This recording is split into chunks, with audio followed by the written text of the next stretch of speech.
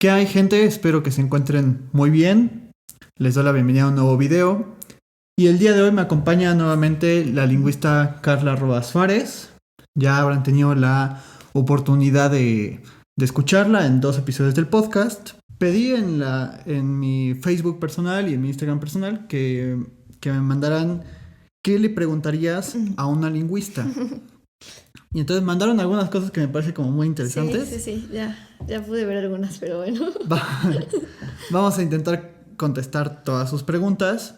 Y pues, si no se preocupen, vamos a tener segundas vueltas y vamos a traer también distintos invitados y pues vamos a intentar dar respuesta a todas. Bien. Pues la primera pregunta que te hicieron la hizo una usuaria de Instagram y nos pregunta, ¿por qué te interesó esa disciplina? La lingüística. Ajá. Creo que es una pregunta más de tinte personal, pero creo que está buenísimo. Sí. Pues, primeramente, o sea, es muy curioso porque yo quería estudiar una carrera que se llamaba, comunicación. Y en algún momento tuve un acercamiento con mi papá, me enseñó una revista y en esa revista escribía una lingüista y me parecían como muy curiosas justamente las cosas que ella escribía porque justamente como que hacía este análisis de si hay diferencias realmente en el habla de las mujeres, de los hombres, si los jóvenes, por ejemplo, luego se dice, ¿no? Es que las jóvenes no respetan el lenguaje. ¿Hasta qué punto, no? Y habían como algunas cosas muy curiosas que tenía esa revista que me empezaron a interesar. Te confieso que cuando fue mi primer semestre de la universidad, al principio así como que dije, no, mejor me voy a salir, o sea, como que lo veía como muy complicado, pero después llegó una maestra y creo que ella fue la que me abrió, bueno, la doctora Nicterol Palacios fue la que me abrió como todo ese panorama que había en la lingüística, ¿no? Me parece muy interesante justamente la parte del estudio del lenguaje y todo lo que conlleva, porque a veces piensa la gente que solamente somos como policías del lenguaje, de, ay, no, se tiene que escribir así, y que somos como una especie de diccionario al que le puedes preguntar, ¿cómo se escribe tal cosa? ¿Se acentúa o no se acentúa? O sea, que siempre como que va muy, muy detallado esa parte a solamente como si fuéramos policías, ¿no? De la lengua, por decirlo así. Pero hay cosas más curiosas, hay cosas más interesantes del lenguaje y creo que justamente así fue como nació mi interés por ello. Por haber leído en parte una revista, por haber también escuchado entrevistas de justamente lingüistas y que se interesan de cómo también hay diferencias o variantes dialectales, ¿no? O sea, no es lo mismo el habla de... tal vez podríamos decir, en México se habla español, en España se habla español, incluso en México se habla español, pero hay diferencias entre Oaxaca, el español que se habla en Oaxaca, el español que se habla en Veracruz, o sea, todas estas cosas creo que me parecían bastante curiosas. Y por eso fue que además se le confunde mucho con literatura. Y decidí... Bueno, mi carrera se llama... La carrera que yo estudié se llama Lingüística y Literatura Hispánica. Ajá. En otras facultades solamente se llama Literatura Hispánica. En otras solamente se enfoca en la lingüística y son como, o sea, se divide. En la mía fue como combinado. Tomé algunas cosas de literatura y justamente cuestiones de todo, o sea, de todo lo que abarca la literatura. Y también tomamos la parte de lingüística para hacer justamente los estudios de literatura. Pero bueno, en mi área me interesé mucho más por el área de lingüística, porque también había como otra parte que es el área de comunicación y de semiótica, que es el estudio de los signos. Eso es un poquito más complejo, pero bueno, a mí me interesó la lingüística, te digo, también mi maestra, la manera en que nos fue llevando a explicarnos toda esa parte de la lingüística y de lo que abarcaba la lingüística, porque como bien decía ya en los podcasts pasados, ¿no? La lingüística se divide en la lingüística teórica y la aplicada, y a mí me interesó todo lo que implicaba la aplicada. O sea, hay un montón de cosas que se pueden hacer desde la lingüística, porque a fin de cuentas todo lo que hacemos está configurado por el lenguaje o por la lengua. Entonces, buenísimo. Esta misma persona, sí, Lady, ajá, nos pregunta también, nos mandó una segunda pregunta. Sí. ¿Qué tan complicado puede ser el análisis de organización de las palabras? Yo entiendo que tiene que ver con la cuestión del estructuralismo. Va por ahí. O sea, ¿qué tan complicado es un análisis estructuralista del lenguaje? Ok, quisiera también, en este caso, me parece interesante la pregunta, nada más que no sé si tal vez ella lo comprendió como de lo que había platicado en el podcast de lo que platicaba del área de morfosintaxis, de cómo se estructura la lengua para su Ujú. estudio normativo, pero, o si se refiere también a la parte de organización de las palabras, por ejemplo, para un diccionario, es otra área que se llama lexicología y eso está en la lingüística en parte aplicada. Bueno, es un área de la lingüística, tanto teórica como también aplicada. Yo entiendo que tiene que ver con la forma en la que cómo se genera esta estructura del lenguaje que conforma un sistema, ¿Ok? cómo genera oraciones, cómo se generan Bien. las oraciones y cómo se produce el sentido a través de ellas. Bueno, Yo creo que va por ahí. hay dos partes justamente de la lingüística teórica. Es decir, toda disciplina tiene ramas de estudio, ¿no? Ujú. Y lo mismo sucede con la lingüística. Entre las ramas de estudio de la lingüística está la morfología, que es el proceso de formación de palabras, y la sintaxis, que es cómo se ordenan esas palabras dentro de una oración, etc. Ujú. Y pues sí, los procesos de formación de palabras son diversos, ¿no? Hay un texto de Manuel Álvarez Guerra que justamente se llama proceso de formación de palabras y consiste en todo lo que se hace en el español, o sea, lo que hacemos en el español los hablantes para ese proceso cuando formamos las palabras. ¿Y qué tan difícil es el estudio? Bueno, tal vez yo no lo podría decir, lo tendrían que decir ahí sí mis compañeros lingüistas, porque como en todo, ¿no? Tal vez a mí me interesó otra cosa, otra área de la lingüística, en mi caso me interesó la parte sociolingüística, pero tengo compañeros que sí se han dedicado al estudio de la lexicología, por ejemplo, la organización de palabras para un diccionario. La doctora Nictelol Palacios también es lexicóloga. Luis Fernando Lara, que es súper conocido en el Colegio de México, etcétera, ¿no? O sea, hay como... O hay personas que también se interesan en el análisis de los árboles de palabras, y eso de los árboles de palabras es como sacar de un discurso, desglosar como las matemáticas de qué es cada cosa.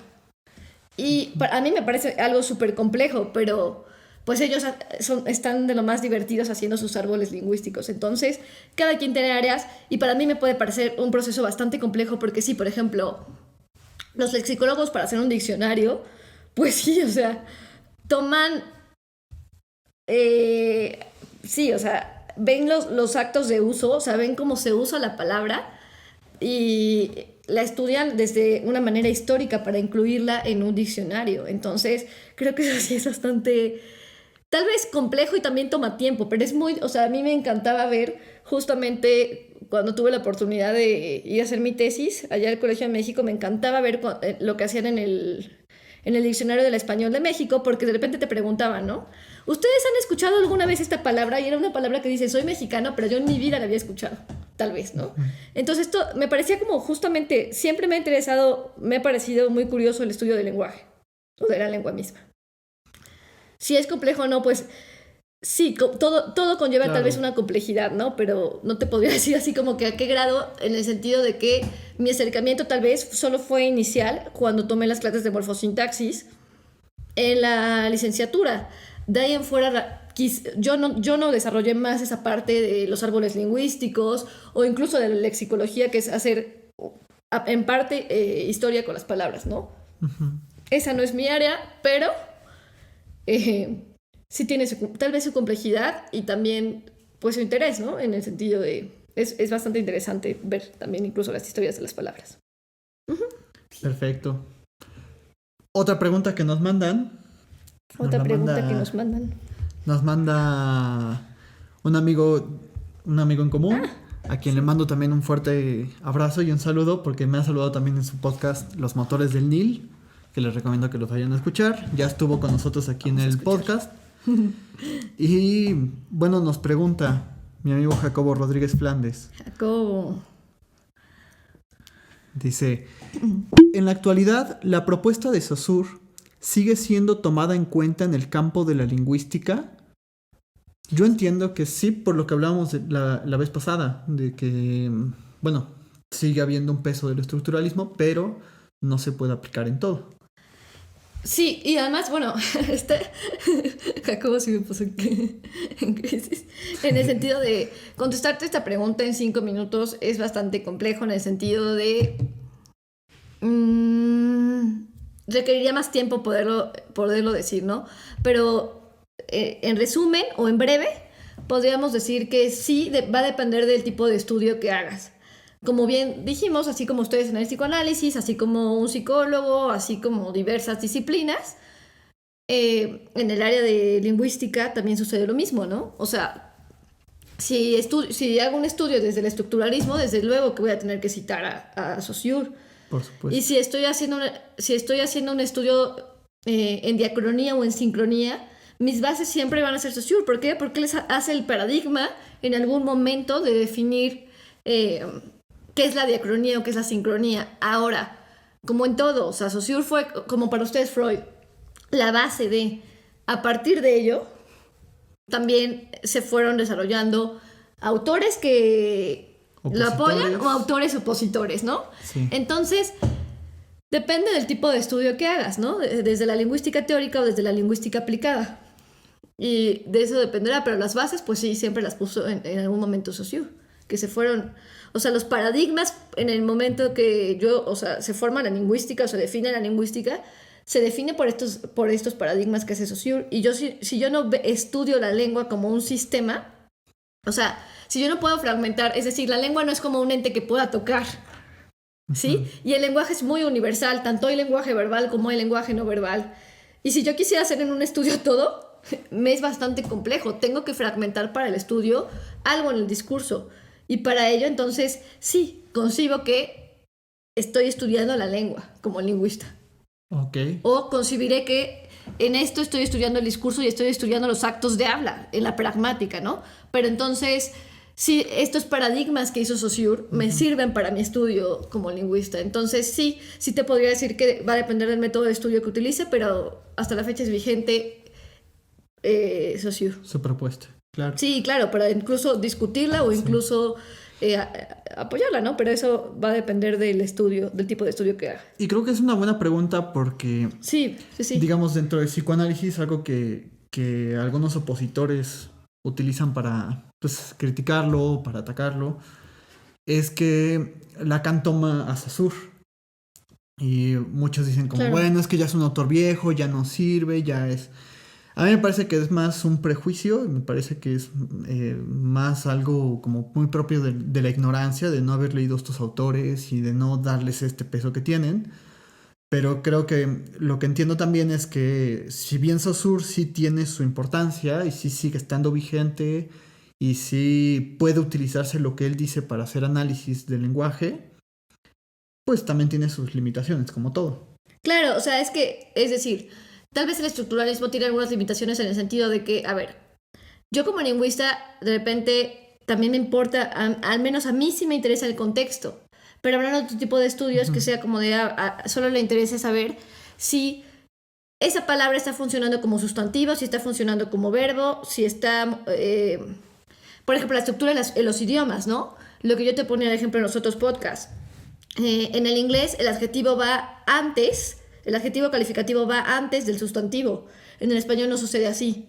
Entonces, tal vez en el estructuralismo les interesa eso, como el rompecabezas de las palabras y esas matemáticas de si va antes el sustantivo, si va después, si el adverbio modifica al verbo, todas esas cosas, ¿ok? Porque está estudiando solo la estructura y le interesa solo la estructura. Pero hay más.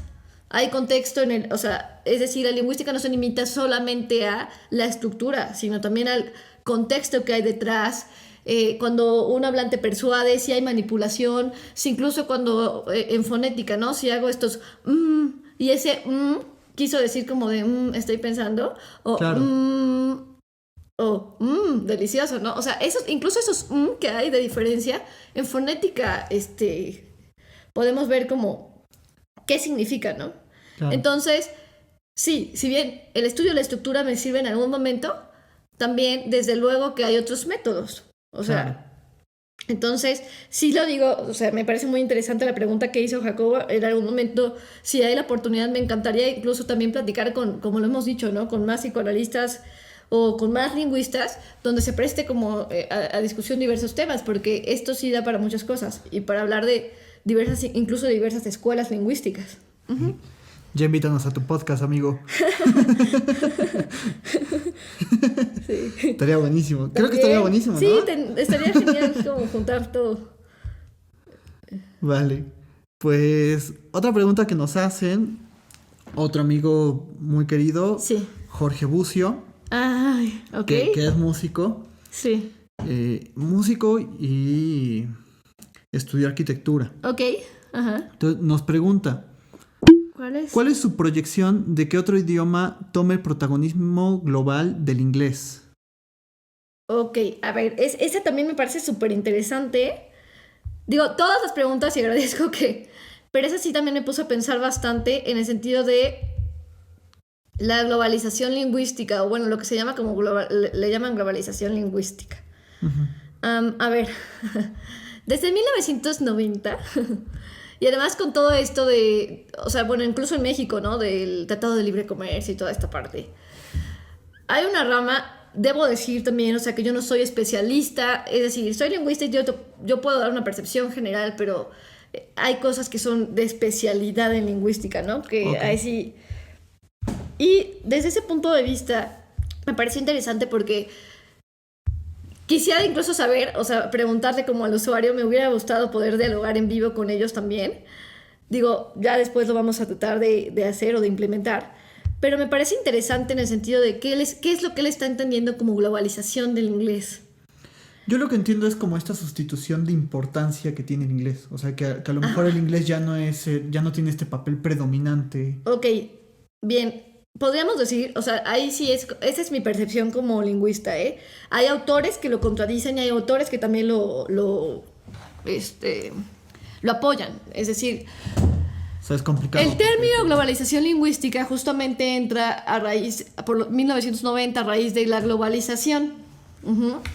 Y entonces, para algunos lingüistas entra en la lingüística social y en la antropología del lenguaje. ¿Ok? Uh-huh. Y para algunos lingüistas, la globalización lingüística, bueno, es que ahí van a entrar también no solo lingüistas, sino también antropólogos, etcétera. O sea, okay. La lingüística no está como sola, sino que de repente se combina con otras ramas y entonces se hace antropología lingüística, antropología lingüística social, sociolingüística, etcétera. Sí. Y entonces, en este caso, la globalización lingüística es un término que utilizan en idiomas para justamente decir que se supone que el inglés estaba permeando, por decirlo así, todo. Pero de ahí me parece interesante que también, incluso en la UNAM, Miguel Figueroa Saavedra hace un artículo que se llama Lengua Española, Contacto Lingüístico y Globalización. Pero también Luis Fernando Lara, Concepción Company, que son los que estuvieron en... Concepción Company estuvo en... se me fue la Academia Mexicana de la Lengua. Luis Fernando Lara igual es el creador del Diccionario del Español de México. Han hecho estudios históricos del español. Y decirte así que como tal el inglés es global, si bien permea... toda lengua tiene desplazamientos, toda lengua en algún momento, es decir, yo ya lo hablaba también en los otros podcasts, que también hay lenguas sustrato y abstrato, es decir, que una domina a otra. Uh-huh. Entonces, el término globalización lingüística en algún momento se utiliza justamente para decir que, como tú bien dices, el inglés ya estaba permeando en varias zonas, pero también podríamos decir que el español lo ha hecho también... Ha sucedido con el español, ha sucedido... O sea, no podríamos decir que... Con el chino mandarín. Y además, ¿cómo concebimos? O sea, es decir, a mí lo complejo que se me hace de hablar de la globalización como tal de una lengua es que hasta qué punto podemos decir que es realmente una globalización, o sea, que solo se homogeniza el uso de esa lengua.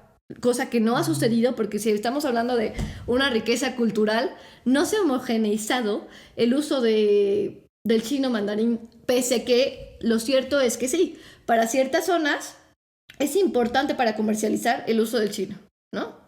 O para otras zonas era importante el mandarín, o para otras, o sea, Entonces, si bien sí está tomando importancia, sí debo decir que actualmente el chino está tomando importancia y ahí estaría interesante hablarlo incluso con Guzmán, que también es el área de comercio, o con los economistas, administradores, etcétera.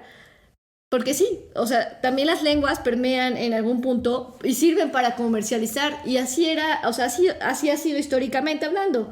También nos han entrado préstamos al español. En algún momento entraron los anglicismos, pero también han entrado palabras del francés, pero también entraron palabras. Sí. Y esto a través de la historia. O sea, la historia de la lengua del español no es sola, no viene sola, ¿no? Habrá que ver qué es lo que está entrando actualmente en las lenguas de contacto, pero yo me atrevería a decir que es más riqueza cultural y no como tal decir como una globalización de que solo algo homogeniza. Ajá. Ahora, en algún momento hice una tesis en la que hablaba yo de algo que se llama inseguridad lingüística, que ocurría justamente en los hablantes migrantes. Y de eso han escrito los sociolingüistas, han hecho diversos estudios. Entre ellos, Francisco, es del Colegio de México, se me fue, perdón, el nombre ahora, pero bueno, se han hecho diversos estudios en el área de sociolingüística, justamente de los contactos lingüísticos o de la variedad lingüística y de cómo los migrantes en algún momento cuando llegan se sienten inseguros, ¿no? Uh-huh. Y de repente empiezan tal vez a utilizar la lengua dominante en otro lugar. Esto que pasa con las lenguas, por ejemplo, el náhuatl y toda esta cuestión. Exactamente. Que empiezan a desplazarla. Y entonces se habla de un desplazamiento lingüístico. Pero la inseguridad lingüística como tal trataba justamente de que las escuelas, por ejemplo, los niños se sentían agredidos y entonces empezaban a... Moreno Fernández escribe sobre ello, pero entonces tenían como a modificar sus hábitos de la lengua, ¿no? A modificar la manera en la que actúan. Y ahora incluso me parece interesante, perdón, hizo un pop mi chamarra, pero... Está bien. Me parece interesante porque actualmente también hay un estudio, me parece que en España, y no recuerdo ahora la autora, pero ha de ser como de 2018, 2019, que ahora le llaman atrición lingüística y que ocurre justamente con los migrantes que van olvidando su lengua materna a raíz de que va dominando la lengua donde están. Pero eso también va a depender, todo esto, y me parece también interesante, Dinora Pesqueira también hace como en algún momento en el Colegio de México hace un estudio de ese estilo, en el que dice justamente que eso va a depender también de qué tanto estés defendiendo tu idioma, porque también ocurre en algunos lugares que hay gente que defiende su identidad a través de eso. Al final ya lo dijimos, el lenguaje, sí. La lengua es identidad. Entonces, hay gente que defiende su identidad, pero también hay personas que se apartan de eso. Y entonces hace que se te olvide tu lengua materna. ¿Por qué te apartas de eso? Porque si tienes que subsistir en algún lugar, entonces en algún momento tienes que tomar las costumbres, ¿no? La lengua también. Y entonces ves el esfuerzo, en la inseguridad lingüística veías el esfuerzo de la gente tratando, y ahí entra, a mí me parece interesantísimo porque esas son actitudes del lenguaje, e incluso entra la parte de la psicología del lenguaje, entra la parte del psicoanálisis, de hasta qué punto yo puedo en mi consciente dominar o aguantarme algo de mi identidad, ¿no? Que también está bien interesante porque parece ser que también la lengua materna se podría olvidar o se podría hacer a un lado. Antes de grabar me comentabas esto de que puede perderse. Sí. Bueno, ahora actualmente hay estudios que se llaman, justamente se llama atrición lingüística, este fenómeno que han descubierto de que sí, la lengua puede olvidarse, o sea, puede llegar a olvidarse en el momento de que... Y habría que también discutir con los autores, o sea, me parece interesante lo que están planteando, pero habría que ver si realmente se termina olvidando del todo. O sea, si de verdad, aunque... Bueno, yo creo que es como todo, pierdes práctica y pierdes a lo mejor como cierto dominio, pero pues así claro, como perderlo todo. Pero perderlo todo, o sea, sí. Exacto, me parece algo bastante interesante. Aunque sí te comento que he leído justamente cuando hacía este estudio de inseguridad lingüística, que he leído autores que manejan o hacen estudios de otros lugares que por guerras, etcétera, la gente queda tan, ocurre que odian incluso su lengua materna, ¿no? Cuestiones del estilo, Sí. ¿no? Como hay los que arraigan, hay también los que producen odio. Y entonces, ¿hasta qué punto ahí entraría el pensamiento o los estudios de filosofía del lenguaje, de actitudes del lenguaje, etcétera? ¿Hasta qué punto realmente igual el hecho de que también odies algo de tu lengua puede hacer que realmente lo desplaces, ¿no? Lo desplaces. Uh-huh. Ahora decir, o sea, contestando tu pregunta, perdón, contestando la pregunta porque sí me extendí y tal vez pudo haber sido que pudiera decir, no me respondiste nada. Contestando a tu pregunta, si bien el chino, en efecto sí, es una de las lenguas más habladas, eso no quita que el inglés tampoco, o sea, está en el chino, el inglés, incluso el español. El español también. Que también se habla en otros continentes, o sea, el nuestro español también no está del todo desplazado, ¿no? Me refiero. Entonces, decir que una lengua domina a otra, no. O sea, eso va a depender también, vuelvo a repetir, de los momentos. La lengua es eso. La lengua se estudia también en diacronía a través del tiempo, ¿no? Y en este momento tal vez sea importante el chino, pero ¿qué va a pasar después? Habría que ver. O sea, ¿qué importancia se va a dar en algún momento con otras? Y esto también lo estudio las políticas del lenguaje, entonces habría que ver realmente a veces qué idioma va también trazando, porque depende de los cambios del tiempo, etc. Uh-huh. Ok, perfecto. Y bueno, una última pregunta. Sí. Ay. Que déjame buscarla. Perdóname. Sí, creo que se movió todo. Que las tenemos por aquí para leerlas, digamos, de forma literal. Okay, y que no le estemos inventando cosas. Ay, ajá. Ya la del por qué te interesa la lingüística. Sí, perfecto. Acá está. Ajá. Nos pregunta Michelle Montalegre. Muchísimas gracias por tu pregunta. Y te mandamos un saludo y un abrazo. Dice, ¿cómo piensas el inconsciente? ¿Cómo piensa el inconsciente un lingüista? Ok, bien. Y creo que va, o sea, ya di como el parteaguas, ¿no? A ver. Como lingüista, a mí, te digo, actualmente sí me interesa bastante una rama de la lingüística, que en este caso es la sociolingüística. La sociolingüística se interesa actualmente por estudiar las actitudes de la lengua, o actitudes lingüísticas, le llaman. Y esto nace raíz en algún momento de William Labov.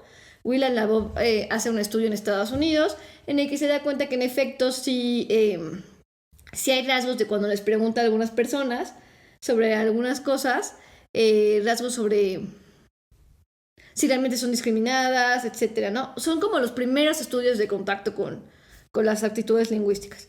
Después aparecen Moreno Fernández y otros autores españoles, otros autores también incluso en México, y actualmente hay un estudio, no recuerdo ahora, es en AMLA, la Asociación Mexicana la Asociación Americana de la Lengua.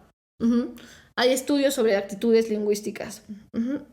¿Y a qué me refiero con esto? Bueno, que en algún momento también se hablaba de percepción lingüística y hasta qué punto Moreno Fernández empieza a describir bastante la parte de las actitudes desde la conciencia, le llaman algo conciencia lingüística. Ajá. Uh-huh. Y esa conciencia lingüística decía que hasta qué punto nosotros somos, o sea, los seres humanos somos reflexionamos o tomamos una reflexividad sobre lo que decimos. Este tipo de estudios que se hacen en actitudes lingüísticas, lo que hacen es, por ejemplo, ¿no? Yo como mexicana, como poblana podría decir, ay, mi español es el más bonito, ¿no? Y de repente yo escucho a otra persona que habla español poblano y hasta qué punto de repente digo, ay, no, esa persona habla horrible. Entonces realmente estoy siendo consciente, por decirlo así, reflexionando sobre lo que digo o cómo lo digo, ¿no? Uh-huh. Que es muy difícil porque en el habla, o sea, ocurren lapsus lingua bastantes. Sí. Y que no siempre estamos realmente reflexionando sobre todo, o sea, realmente no, los hablantes no somos, no sé si hasta qué punto podríamos decir si somos conscientes o inconscientes de lo que decimos. Porque sucede de, yo no quise decir eso, ya lo dije, me lleva, ¿no? O fulanita está atrás y yo ya hablé de ella y de repente veo que está atrás y es como de bajo la voz o cosas así. ¿Hasta qué punto realmente somos... Pero va como más hacia una reflexividad de la lengua. Ok. Ahora, estas cosas que también te digo que suceden en los hablantes y que sí hay comunidades y que incluso se utiliza mucho en las cuestiones de idiomas o de aprendizaje, adquisición de la lengua, de una segunda lengua, etcétera. Se han hecho estudios igual en actitudes lingüísticas en las escuelas de cuando, lo que yo te decía, o sea, de qué sucede con un niño al que le están obligando, sucede con la lengua, vamos a poner ejemplos de las lenguas indígenas. ¿Qué sucede con un niño en el que le llega el libro de la SEP en su, ni siquiera en su idioma, porque el náhuatl tiene muchas variantes? Entonces, está aprendiendo náhuatl, pero a la vez, de repente, ya se viene a, no sé, pongamos que se viene a Puebla y le meten el libro en español. ¿Hasta qué punto? ¿Qué lengua va a permear más? ¿Qué tiene que hacer? ¿Cómo se da ese proceso? Si se muestra seguro o no ante una u otra lengua, si en algún momento esconde hablar español porque siente que le va a salir el acento en náhuatl y entonces se van a burlar sus compañeritos de él, todo ese tipo de cosas. O si también han habido estudios de posguerra, ¿no? De lo que sucede en algunos lugares cuando después de la guerra hay contacto entre lenguas, ¿no? Entre la lengua del que me dominó. Entonces, sí. ¿Qué sucede en esas situaciones? Ok. ¿No? Cuando me siento dominado y tengo miedo de mostrar mi lengua porque eso implica, ¿no? Que incluso en algunos lugares ir hasta la muerte, ¿no? Entonces, ¿hasta qué punto? Yo me pongo a imaginar, o sea, podemos poner Auschwitz de ejemplo, o sea, ¿hasta qué punto muchas cosas en algún momento... o sea, la lengua es identidad, volvemos a lo mismo. Y entonces, ¿hasta qué punto reflexionamos realmente sobre lo que decimos? A mí me interesa en ese sentido Ahora, también hay otra rama, que es la filosofía del lenguaje, y esa es mucho más compleja, y yo no soy especialista ahí para hablar de ello. Pero en filosofía del lenguaje sí se habla de un yo y se habla de un otro, que eso es lo que a ti te interesa que es donde también está Foucault, ¿no? Así es, a lo que a ti te interesa en algún momento como psicoanalista. ¿Por qué? Porque para la filosofía del lenguaje y también para la antropología del lenguaje, les interesa también cómo a raíz de símbolos y signos nos concebimos como seres humanos. ¿Sí? Les interesa la enunciación misma también, cómo nos enunciamos a través del lenguaje. Uh-huh. Y este ego et ego, ¿no? Ego dice, o sea, yo me refiero a mí mismo a través de la lengua. Yo, ¿no? Digo yo. Yo digo yo, exacto. Entre la parte de filosofía del lenguaje de hasta qué punto definir, o sea, hasta qué punto me defino como un yo y qué es el yo y qué es el otro. Sí, ¿no? Que viene de un otro. Exactamente. Entonces entra la parte de Lacan, la teoría lacaniana. Y Lacan estudia el símbolo y estudia el signo, etc. Y también hay otra rama de la lingüística un poco compleja, de la comunicación. Me encanta, pero me parece compleja. Muy extensa. La semiótica. Okay. Sí. Y entonces en la semiótica entran los signos. Y entonces en el estudio de los signos, bueno, o sea, si decimos que los signos y los símbolos, cada cultura tiene ciertos símbolos que incluso lo definen como cultura, como sociedad. Entonces, desde ese punto de vista también entraría ahí el consciente o lo inconsciente. En el estudio tal vez de ese yo y ese otro, pero es más complejo que eso. El discurso mismo, o sea, la lengua misma es más compleja que... Y entonces ahí sí, o sea, tal vez, pero yo como tal, te podría decir, o sea, como lingüista, me cuesta hasta algún punto, entiendo que tengo limitantes como lingüista, es decir, que tengo que también apoyarme en otras disciplinas para poder en algún momento, o sea, mi punto es, ok, cuando quise estudiar actitudes lingüísticas, bien, pude a través de la sociolingüística, pero también tuve que tomar ramas de este psicólogo dice esto, o se inicia este estudio a través de la psicología, etcétera, y combinar cosas, porque yo sola, como desde mi punto de bueno, me limiten algunas cosas. Sí, tienes que acudir a otras disciplinas. Así es. Claro. Uh-huh. Ok. Vale, Vale. pues Sí, estuvieron muy interesantes. yo agregaría también, digamos, para ir cerrando también, Sí. las aportaciones de Emile Benveniste, que ya habíamos hablado Sí, claro. en el primer episodio que grabamos del podcast. Bueno, Emile Benveniste dice que tiene este texto del problema de la lingüística general 1. Sí. En ese libro, uno de los capítulos habla sobre Freud Ujú. y elabora, si no me estoy equivocando, elabora una crítica del texto de la negación de Freud, al mismo tiempo que se muestra como muy a favor. Y ahí define el inconsciente también como este lenguaje que nos determina y que hace que el hombre se constituya como Un sujeto. Creo que Emile Benveniste es de cierta forma incluso una inspiración para Lacan en ese sentido. O sea, creo que Lacan incluso en algunos seminarios hace referencia a los aportes de Emile Benveniste. Y no sé Para si, hablar de otra cosa, ahora desconozco, pero bueno. no me acuerdo ahora, pero no sé si incluso Lacan también hace alusión a Saussure. Sí, claro. Me imagino que Muchísimo, sí, o sea, sí. desde luego que sí.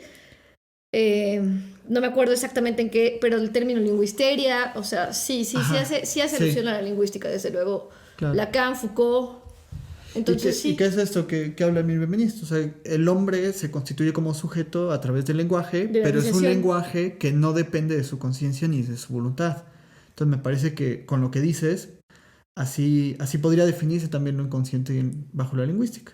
O sea, un lenguaje que nos configura de cierta forma Sí. para el lenguaje, pero que nos determina y que va más allá de nosotros también. Sí. Y ya. Y ya. Y pues ni modo, ¿no? Digo, podemos extendernos horas y horas con esto, pero pues. Sí. Y ya, digo, tenemos que. Son cápsulas, tratamos de que sean breves y. Pero sí daría para muchas pláticas cada una de las preguntas en algún momento. Pues de hecho creo que pudimos contestar las preguntas Sí. que teníamos planeadas contestar. Y bueno, les agradecemos muchísimo a Lady Fuentes, a Jorge Gracias. Bucio, a Michelle Montalegre, a Jacobo Rodríguez. Y no me estoy dejando a nadie, ¿verdad? Espero que no. No. Bueno, les agradecemos muchísimo sus preguntas. Espero que hayan podido quedar contestadas. Espero que se sientan satisfechos también con las respuestas.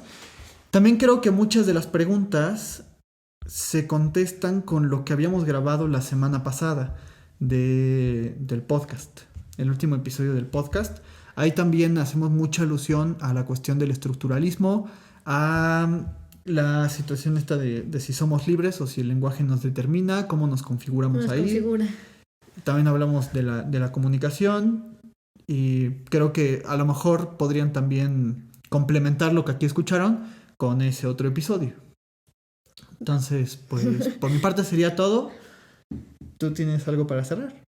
No, pues muchísimas gracias por la invitación y gracias también por sus preguntas, por interesarse en el área. Sí, muchísimas gracias. Y pues esperamos haber contestado todas. Nos Pues, vemos. Pues bueno, pues nada, nos vemos Próximamente. la siguiente semana con un video nuevo.